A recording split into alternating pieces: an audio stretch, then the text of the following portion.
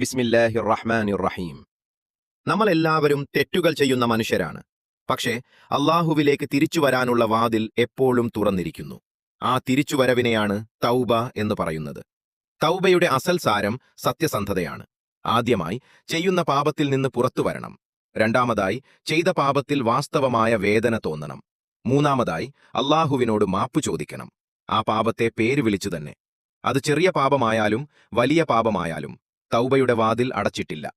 ഒരു ദോഷത്തിന് ശേഷം ഒരു നല്ല പ്രവൃത്തി ചെയ്യുക. തൗബ എപ്പോഴും അള്ളാഹുവിനു വേണ്ടി മാത്രമായിരിക്കണം. ഇപ്പോൾ നമുക്ക് ഒരു മനോഹരമായ ദുആ പറയാം.